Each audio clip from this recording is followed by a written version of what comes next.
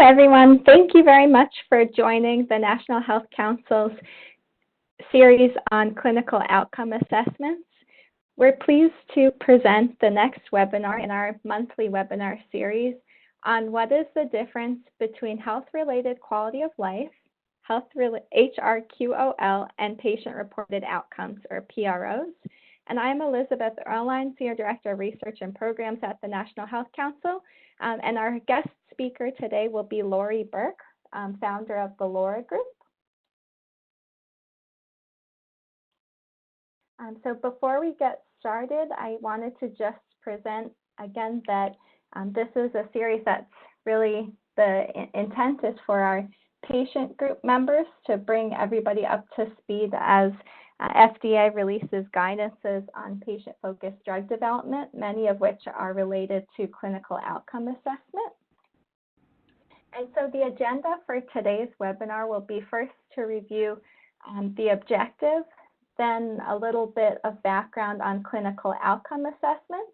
I'll then turn it over to our guest speaker, Laurie Burke, and she'll introduce health-related quality of life, as well as how it differs from patient-reported outcomes.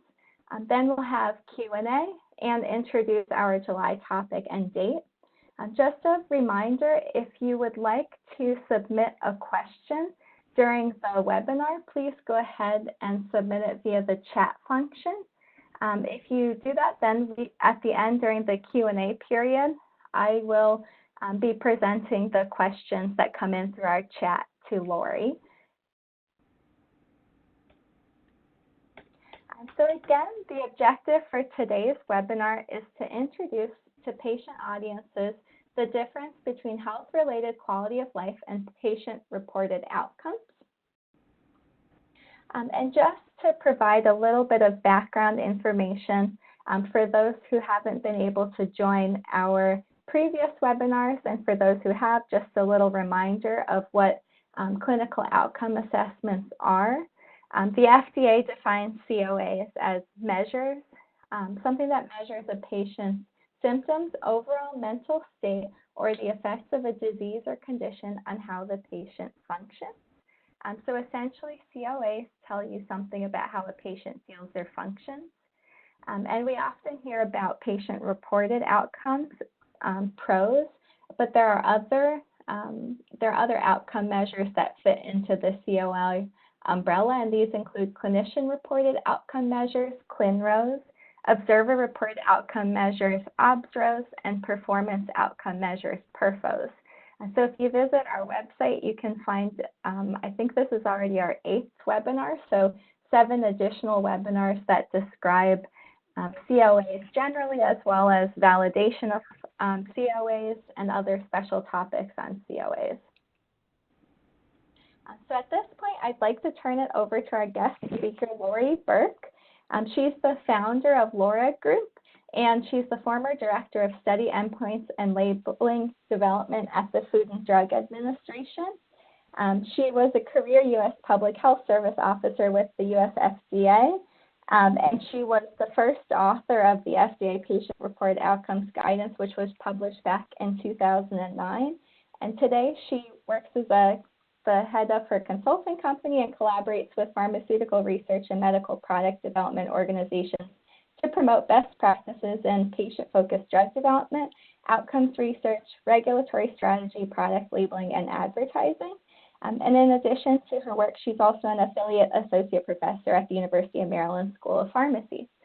So Laurie, I'd like to turn it over to you now. Okay, thank you very much, Elizabeth. My purpose for doing this presentation is to convince all of you on the phone, if you aren't already convinced, that these are very different things, patient-reported outcomes and quality of life, and even health-related quality of life is a third very different thing.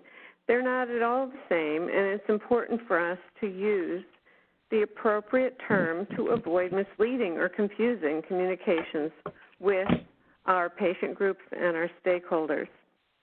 These terms both represent things, that are the perspective of a person that cannot be rated or reported by an observer because they're known only to the patient. So even in the case of signs that may be by a patient, I'm hearing beeping. Am I okay? Yes, Laurie, we can hear you. Oh, okay, great. So even in the case when a patient might have something that can be observed by another person, I would call that a sign instead of a symptom. For example, the act of scratching an itch. The way the scratching is rated on an instrument that's patient-reported cannot be considered the same outcome as something reported by an observer. So this is very important when we get to children or other populations that can't report for themselves, that we no longer can use patient-reported outcomes. We no longer can measure health-related quality of life because those are things that can only be reported by the patient themselves. And that's why, as Elizabeth described, we have other types of clinical outcome assessments besides patient-reported outcomes that are thought to be valid representations of how patients may be feeling, but there is no way to measure it unless the patient can report for themselves. But now, in order to understand the difference between a patient-reported outcome and quality of life, it will help you to understand how these terms have been used historically. Next slide. So, patient-reported outcomes versus quality of life. Are they the same? As you heard me say already, no, they're not, in my opinion. How are they different? Well, where do these terms come from? And I think that would be the place to start. So measuring quality of life has been around for a long time. It's nothing new. But the problem that FDA had with companies who wanted to say that they were going to use quality of life as an endpoint or as a study objective or as a labeling claim or as an advertising claim is that they weren't sure that the company knew what they meant, what they were talking about. Certainly, FDA didn't know what was meant, and they weren't sure that if anyone would read this in a label or in an advertising claim that they would know what they meant. It has the potential of being very misleading.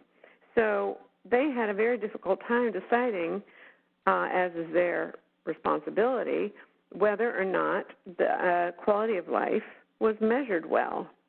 Because quality of life, in my opinion, is like beauty. It means different things to each person. It includes not only a life with health, but also a life with comfort and happiness related to other aspects of life besides health.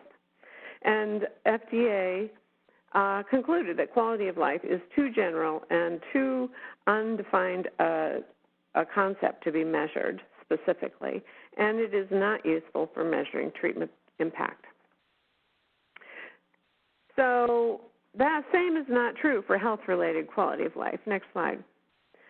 So FDA spent a lot of time in the early 90s trying to figure out and getting consensus amongst experts in the field of health-related quality of life research how to come up with a satisfactory definition of health-related quality of life. And this is what appears in the 2009 FDA Pierrot guidance glossary. Health-related quality of life is a multi-domain concept that represents the patient's general perception of the effect of illness and treatment on three important, very broad areas of life: physical, psychological, and social. So therefore, health-related quality of life cannot be measured with a single question, how is your quality of life today? Because then again, we still don't know what the patient is referring to. And in order to make sense in the realm of measuring treatment impact, you need to know first what's going on in the patient, with respect to the condition that this treatment is supposedly having an impact on. Next slide. So they concluded, and this also appears in the Pierrot, 2009 Pierrot guidance, that claiming a statistical and meaningful improvement in health-related quality of life implies, first of all, that you have measured all health-related quality of life domains. Whether they're appropriate or not, we still have to know what is happening across the broad spectrum of health-related quality of life.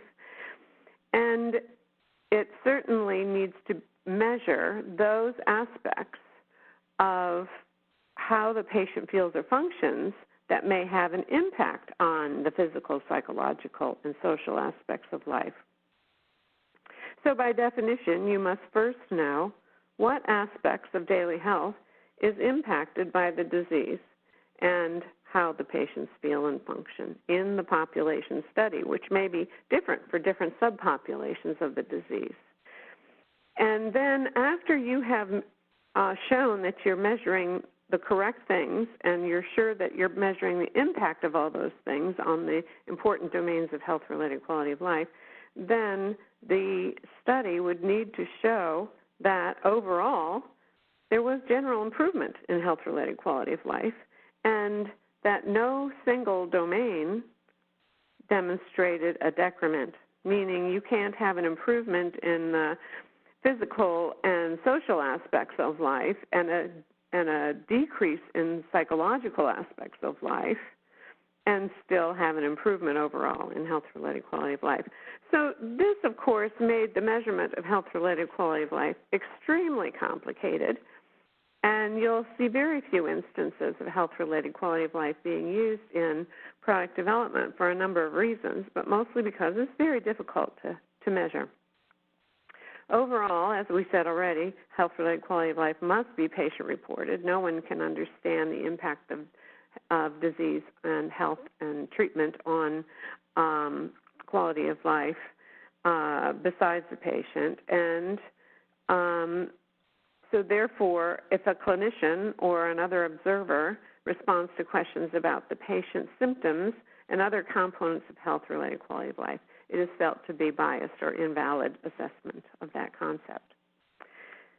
The components of, subsequently, as a result, the components of health-related quality of life are often measured without the full assessment of health-related quality of life. So a new term was needed because now we are looking at lots of different measures, captured from the patient perspective, such as individual symptoms, symptom complexes, or individual aspects of functioning, physical, lower limb functioning, hand functioning. Depending on what the condition is, you will have a different measure that's specific to the disease. All have the similar concerns, however, related to whether or not the patient's perspective is well measured in the clinical trial population that's targeted. So because guidance was proceeding on how to best do this measurement development work, this term was needed, and the term patient-reported outcome was born around the year 2001 as the guidance was moving around the agency, and lots of outside interaction was going on between the industry, academia, patient groups, and international regulators. So now you've got the history of where patient-reported outcomes came from. It includes health-related quality of life, but it certainly includes a lot more than just health-related quality of life measures. Next slide. So a clinical trial endpoint is used to define treatment benefit in a clinical trial. So a study endpoint has to be defined using the assessment tool that you're planning to use to capture that effective treatment. So, for example, a trial may be done to see if a treatment decreases pain intensity. So that the measure is a measure of pain intensity. It could be a 0 to 10 numeric rating scale, for example. The endpoint then is the change in pain intensity score from baseline to the end of study, whatever day that may be, and however it's being calculated and compared and statistically analyzed between treatment groups.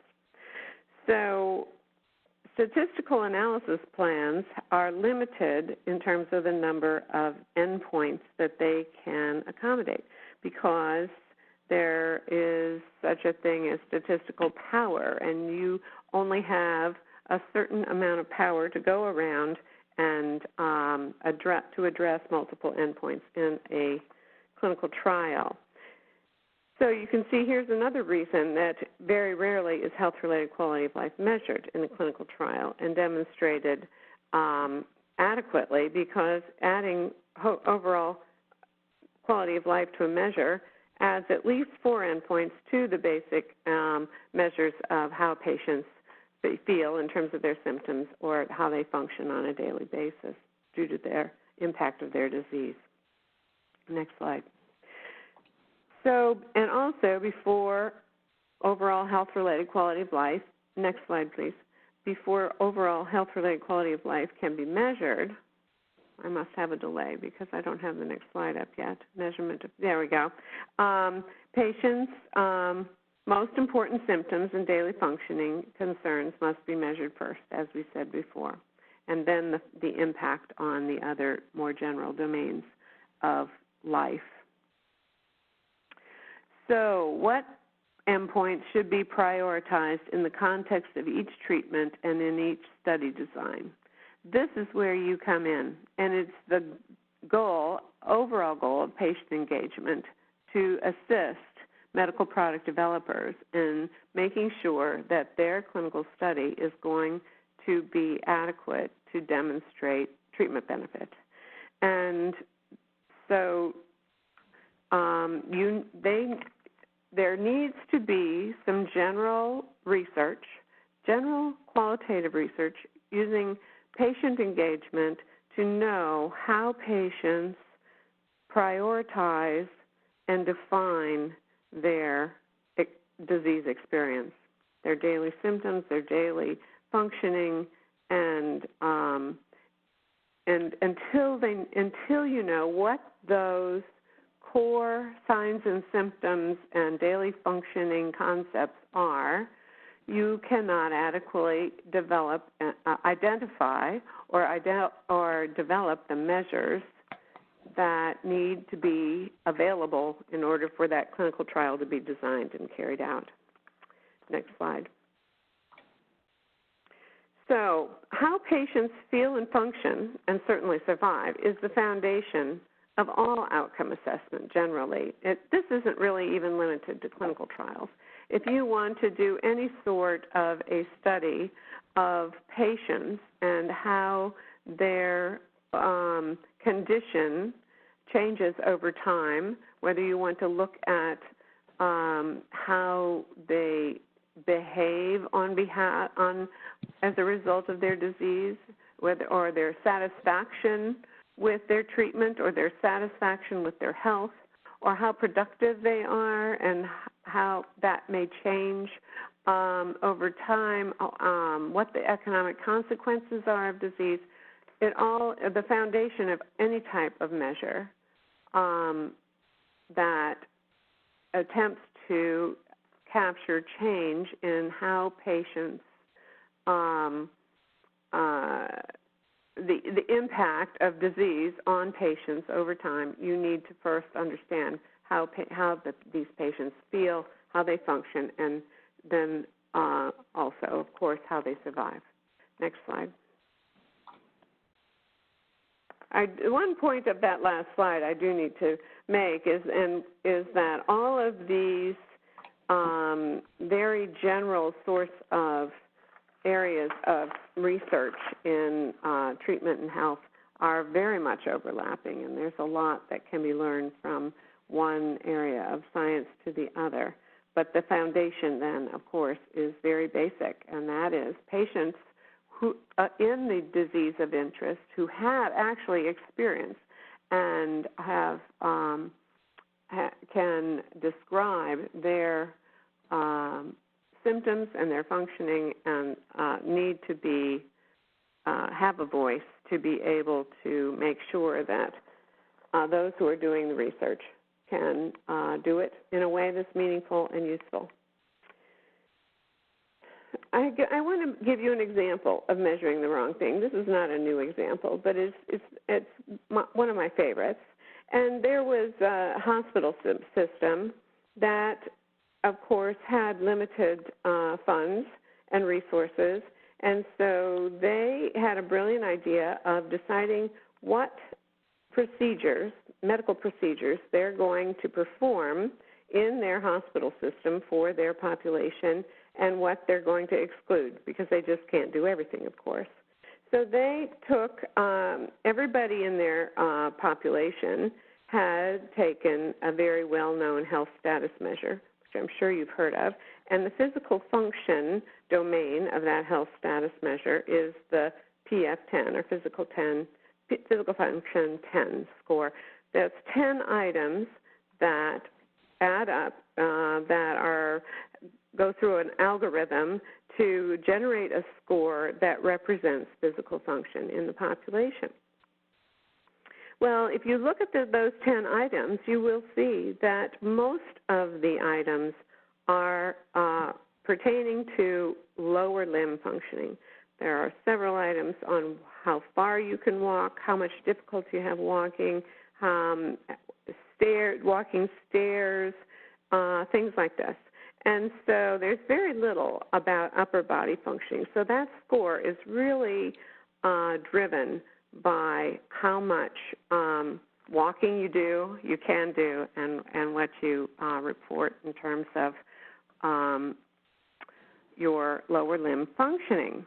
So if you go down this list of procedures, the ones written in blue font were paid for by this hospital system, and the decision that everything under an improvement of 5 points on the PF10 in response to the procedure would no longer be funded.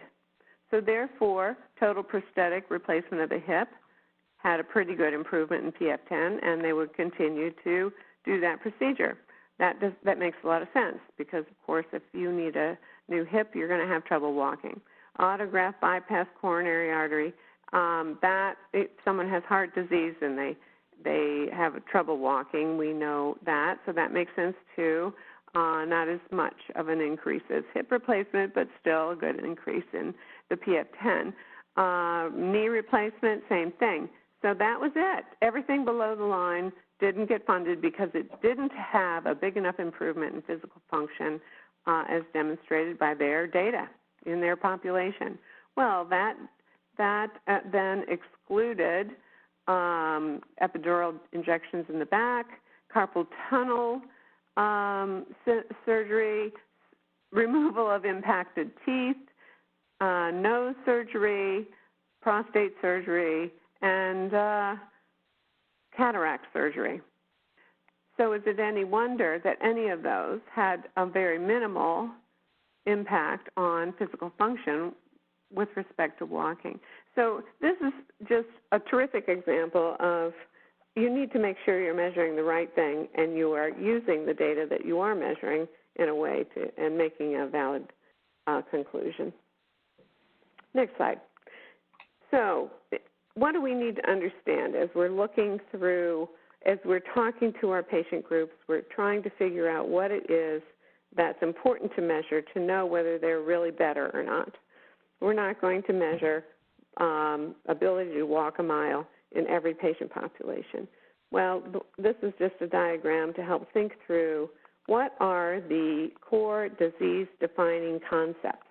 Those that would be that circle on the left. And then this is like the layers of an onion. Those core signs or symptoms or decrements in functioning will have an impact on other types of functioning, other related symptoms and signs perhaps.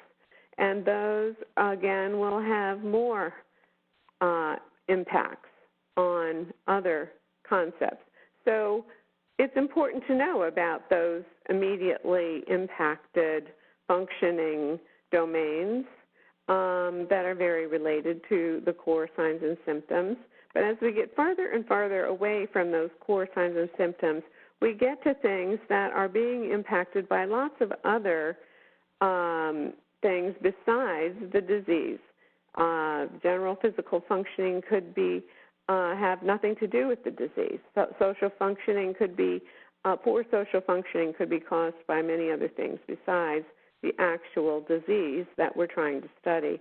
So this is why it's important to think about what are those core and proximal impacts of the disease that are important to measure, so that if you're trying to measure change in how these patients are doing, you have measured everything that's important and nothing that is really going to give you data that can be misinterpreted or missing something important. Next slide. So this is just a nice graphic to this. Here's someone who has terrible back pain. She says, I have back pain and it bothers me every day. So that is her core disease-defining problem. She has a terrible lower back pain, it looks like to me. So then because of her back pain, she has trouble walking and lifting things. That's pretty important if you can't walk and you can't lift anything. And since she also, then finally at the top bubble, since I have these physical problems, I'm missing work, I can't even lift my child, I can't sleep, it's having an impact on my quality of life. So there we're getting to things that no one was going to say that these are not important problems. But on the other hand, if she's missing work, do we really know that it's her lower back pain that's causing the work to be missed? Or if you're going to put a question about, are you able to lift your child, into a questionnaire for a study, then you're going to have to only enroll patients who have children to lift, because otherwise that question would not be relevant to that patient in that study, and you're not going to get an accurate score that represents change in their condition. Sleep is the same thing. Is the sleep because of the back, or are there other reasons why why the sleep is affected? And we already talked about the problems with quality of life can be affected by many other things besides the disease under study. The next slide. This is an example of how one group went through their patient engagement process and came up with a hypothesis of what they needed to measure in order to know whether or not a particular treatment was going to have an impact on cystic fibrosis exacerbations. Exacerbations are a terrible problem with cystic fibrosis, as I'm sure many of you know, and the symptoms of exacerbation are worsening in all kinds of breathing difficulty, cough, chest tightness. They identified a lot of those basic symptoms of an exacerbation, what happens. But then they also went on to measure the impacts both in terms of activity limitation and emotional distress, and what are those most important impacts of exacerbation that if a treatment were to work, you should measure to be able to know for sure that the treatment is improving. This is the kind of thing that patient engagement should be focused on, trying to define and make sure that you have the concepts of the core signs and symptoms and impacts of the disease that are important to measure in a study of treatment impact. Now, next slide. This is a great slide related to neuropathic pain. Many, many diseases have neuropathic pain, and but not all neuropathic pain is the same, and not every patient will have the same kinds of pain every day, and not all patients have the same pain, and so it's important. It could be important to pick the right terms, not just ask about pain. Because if someone has pain, and you ask about pinching, they might not describe that as pain. Or if they have lots and lots of burning, and you ask about pain, they might say they don't have pain. because they don't interpret this burning as pain, or cold could be something different than pain. So it's just important to make sure you have all the right words that are specific to your patient population so that instrument developers can go forward with that and ensure that they're going to have a valid, well-defined, and reliable measure of the symptoms and the disease burden in a patient population. Next slide.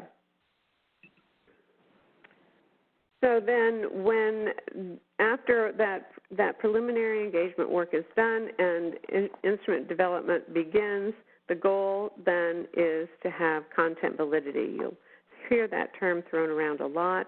Content validity is when you're sure, and this is the definition, the official definition, but it really is based on evidence. There has to be evidence from input from the target population that is the target of this instrument that shows that the most important concepts are there.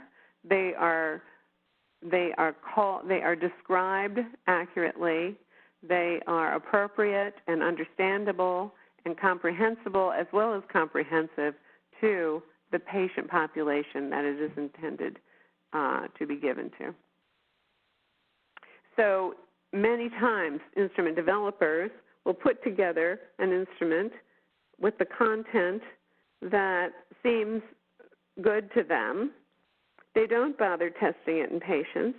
They proceed with putting it into a study, measure reliability and construct validity and ability to detect change, and they start to figure out what important change is, but they have never spent time acquiring the evidence from the patient population of interest that, in fact, the right words are in this measure. They have not missed anything that's important, and there's nothing in there that's confusing or irrelevant or poorly written.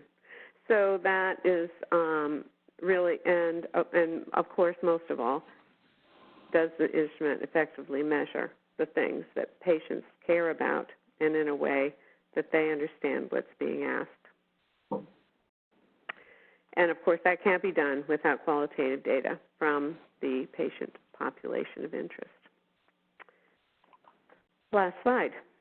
So in summary, health-related quality of life is just one type of patient-reported outcome. I hope, if nothing else, you understand the difference between the term health-related quality of life and patient-reported outcome.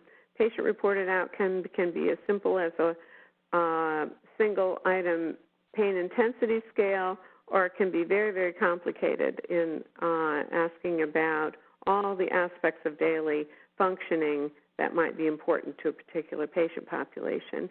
Or it could be even more complicated and include all the impacts of disease and treatment on health-related quality of life. All of those reported from the patient perspective are patient-reported outcome measures reporting on patient-reported outcomes. Health-related quality of life is multidimensional, but even so, it still requires measurement of those core symptoms and the impact of disease on, and after you've identified the core symptoms and daily functioning concerns of a disease, you need to also measure the impact of disease on physical, psychological, and social functioning. So it's hard to add more endpoints to trials than what already is required by the need to incorporate biomarkers and clinician reported outcomes, or and to add more endpoints to trials means you have to add more patients, and the studies get more expensive and take longer to enroll and complete. So if health-related quality of life is so complicated and it's not vital to know health-related quality of life, it's best to put your energy into looking at outcomes that are most important to the patients, beginning with those core signs and symptoms of the disease, and that way the number of endpoints that can need to be incorporated into a clinical trial can be minimized. And so with that in mind, we have one test question, quiz question. Do we do that first, or do we ask questions? Maybe we need to ask questions first. What do you think, Elizabeth? Sure, we can start off with a couple of questions, and then we can go to the quiz as folks take a look at the questions here. Let me Okay. take a look and see. Are there any questions at this point in time? Because I want to make sure all the questions are answered, so there's no problem answering this fairly complicated quiz question. Laurie, I had one question, which is, it seems like health-related quality of life measures are often general measures. Considering that we speak with patients in order to find out which concepts are most important and then design patient-reported outcomes around them, can general measures be patient-centered across different diseases? Well, I can't say they absolutely can never be patient-centered. However, I think I've given you enough information in this presentation to understand that you can't conclude they're patient-centered unless you, first of all, know what the content of those general measures are and whether the specific concerns related to how patients feel and function in your specific disease have been captured by this general measure. In the physical function domain that we referenced in that hospital system, they took this general measure off the shelf, they gave it to everybody, and they wanted to make very critical resource allocation decisions based on that because it's a well-known, published, validated tool. But yet it certainly is not patient-centered, and it was making some very bad judgment calls on what procedures they were going to pay for.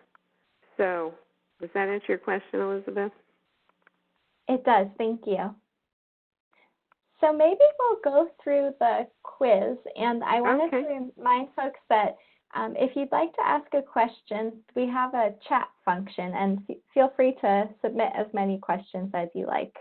The chat function is just on the main WebEx bar, and you can just submit to everyone or the presenter.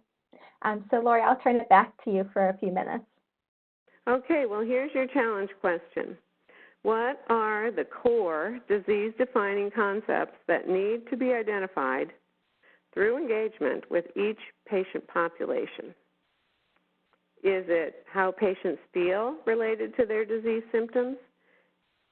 B, how patients observe their disease-related signs? C, how patients perceive their disease-related problems with functioning in daily life? Or is it D, the impact of A, B, and C on other aspects of functioning? Or is it just A, B, and C? Or is it all the above? This is a very tricky question. So A, B, and C represent how patients feel and function related to their daily life and their disease. D is the impact of those three things on other aspects of functioning. E is just how patients feel and observe themselves and how they function in daily life. And F is all the above. Are you ready for the answer? Okay. All right. Go to the next slide. The answer is E. The answer is the core disease-defining concepts are those A, B, and C, and those are the ones that need to be identified in each patient population for which you want to develop the patient-centered information so that anyone can take that and study this patient population and know the impact of an intervention on that population. You may also want to study the impact of these things on other aspects of functioning by measuring health-related quality of life and other more general things, satisfaction with treatment, productivity, or the economic consequences of treatment, but you can't do that at all without first measuring these three things first.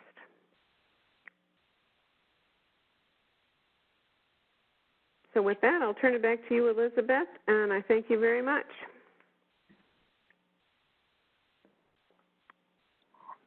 So Laurie, one question that came in is, what is the difference between health-related quality of life and well-being?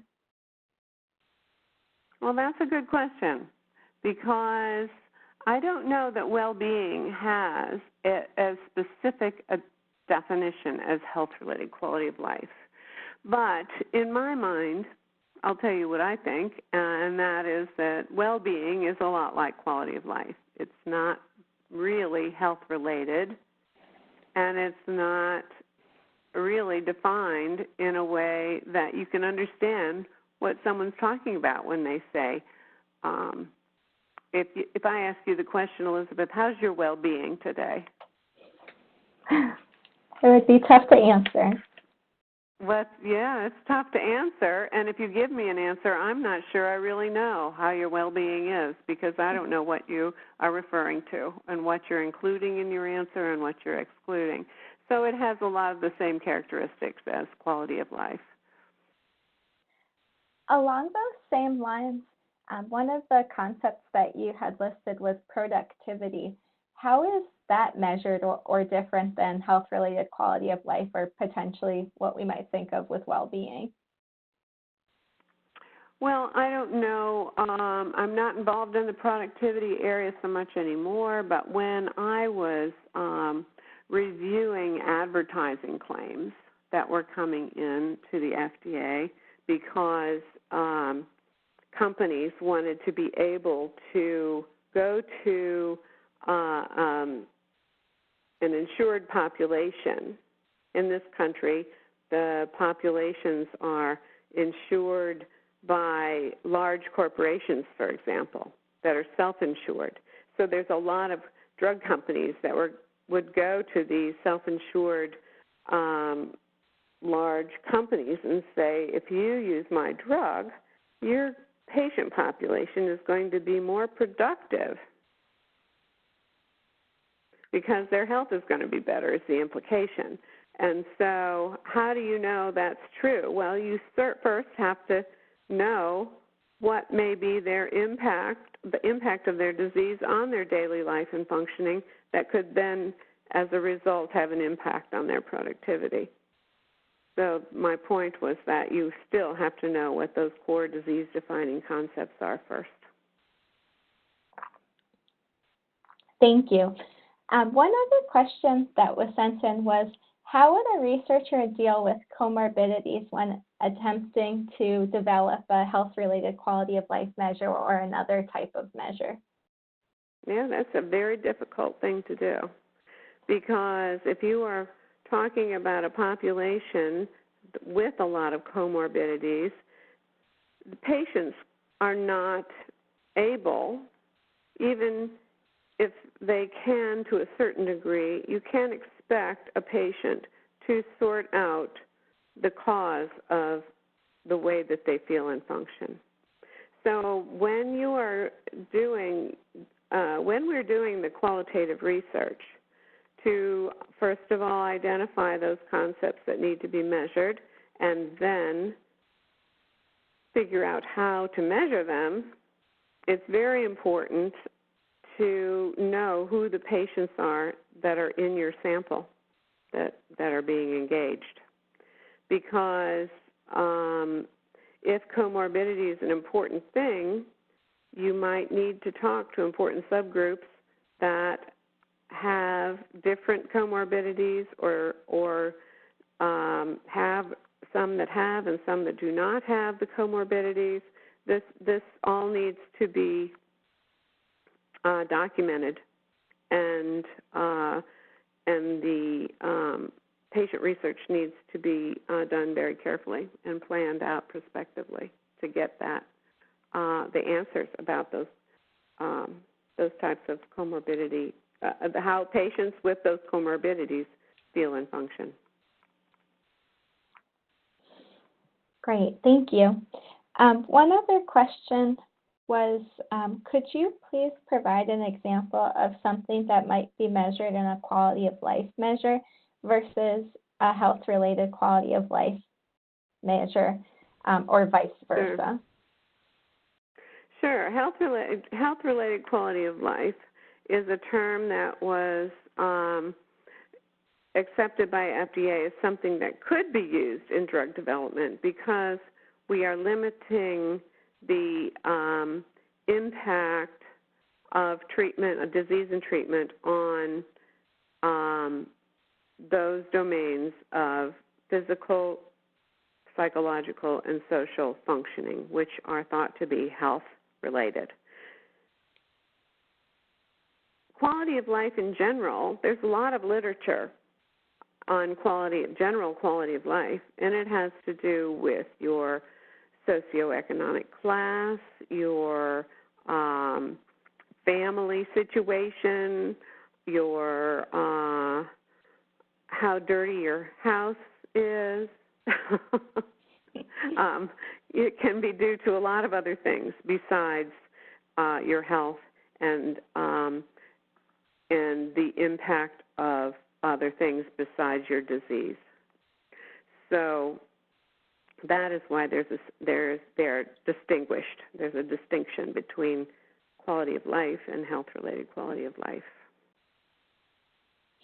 Great.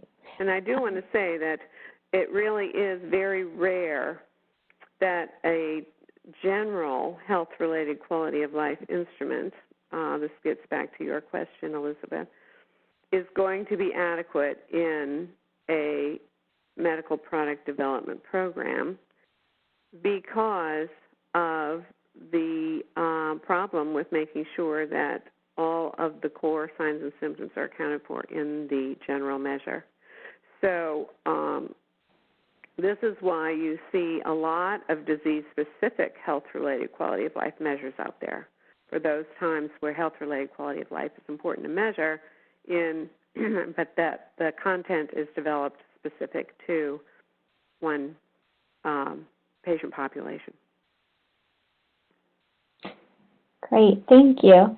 And then one final question that was submitted is, are health-related quality of life measures, so I think getting kind of back at these sort of general ones, but also perhaps disease-specific, are health-related quality of life measures transferable across countries, regions, and or cultures? Well, you'll see in the PRO guidance, and I've also heard a lot of discussion in these in the public meetings that FDA has held for the expansion of the PRO guidance and addition of new guidances, that adequate translation and cultural adaptation is necessary when taking a measure developed in one population to another. This is important because the language concern, of course, is easy to understand why that's important, but a simple certified translation by someone who, for example, may do conference translations, conference proceedings, or something like that, is not going to be adequate. There has to be a consideration for the culture, the cultural concerns around the questions that are going to be asked in a measure. Depression in Sweden is very different from depression in an Eastern European country, for example. This is what I've heard, and from my experience in translations, is that in Sweden, and I believe you speak Swedish. Is that not true, Elizabeth? Is it true that there's just one word for depression? I'm depressed? Or very few words, at least, is what I've been told. You can check this out and let me know if I'm telling the truth. But in Eastern Europe, there's 10 or 12 different words for I'm depressed. And they have all kinds of words for being depressed, from being just a little depressed to being depressed, a little more depressed, and being extremely depressed. And so if you're going to be translating an English version into Sweden and into Yugoslavian, for example, you need to, well, I don't, what's an Eastern Europe country? Give me one quickly. I'm blocking on Eastern Europe Poland. countries. Thank you. If you compare those two languages, it's going to be difficult to pick the right word in Poland that's going to match the word that you intended to be used in English versus that in Swedish. So that's cultural adaptation, making sure that you understand the context, the cultural context of the words that you're translating. So it's the content, the concepts can be moved from one population to another, because I can't think of an example where a disease actually acts differently in one population versus another, but that could be the case, in which case you're going to have to think about that. But just the translation of the words also can be very complicated and take some thought. And there's some methods that have been some standard methods for doing this type of translation and cultural adaptation. Great. Thank you so much, Laurie. This has been wonderful and such a great opportunity. So I wanted to, before everybody hangs up, I wanted to just be sure that you see that we have our next webinar in our series is already scheduled for July 15th, and it will be about core outcome sets. And we will be joined by Donna Messner, who's the president and CEO at the Center for Medical Technology Policy. CMTP has done a lot of work in developing core outcome sets, including how patient groups can be involved in core outcome set development. So we're really looking forward to that. And I also wanted to remind everybody that we have a little survey on our website also. If there are additional topics related to clinical outcome assessment that you'd like us to cover as part of a webinar, please feel free to go in there and submit a suggested topic. And other than that, we'll be posting this webinar onto our website. It will be up in a couple of days, and we also have corresponding blogs for each of them. So feel free to take a look at those for past and also for this if you'd like to see some highlights. So thank you again so much, Laurie. We really appreciate it. This was a wonderful presentation. Thank you very much. Bye-bye. Bye.